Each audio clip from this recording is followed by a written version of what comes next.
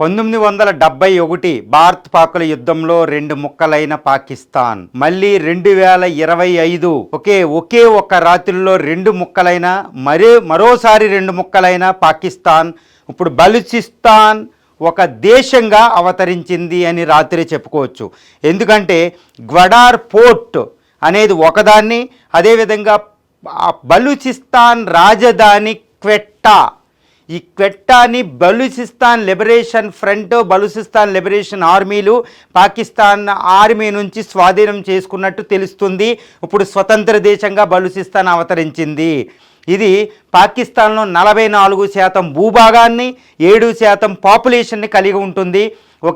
ఇది ఒక అద్భుతం అని చెప్పుకోవచ్చు. ఎందుకంటే పాకిస్తాన్కి భారతదేశం ఆల్రెడీ ఆపరేషన్ సింధు వెంటనే చెప్పింది, మీరు ప్రతిస్పందిస్తే పాకిస్తాన్ భూమి మీద కష్టం, మళ్ళీ అస్తిత్వం ఉండదు అని ఒక రకంగా వెయిల్డ్ వార్నింగ్ ఇచ్చేసింది.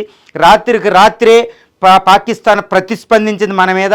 అంతే, భారత్ ప్రతిస్పందన ఎలా ఉందంటే కరాచీ పోర్టుని ఐఎన్ఎస్ విక్రాంత్ సర్వనాశనం చేసినట్టు తెలుస్తుంది.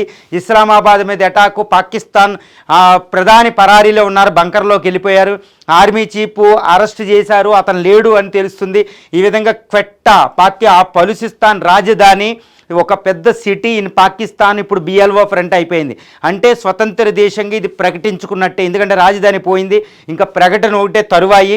ఈరోజు ఎట్టి పరిస్థితుల్లో Balochistan liberation front, Balochistan liberation army ఇప్పుడు ఆఫ్ఘనిస్తాన్ కాందహార్లో ఒక అజ్ఞాత ప్రభుత్వాన్ని నడుపుతున్నారు. వాళ్ళు అటాకులు చేస్తున్నారు జాఫర్ ఎక్స్ప్రెస్ నుంచి.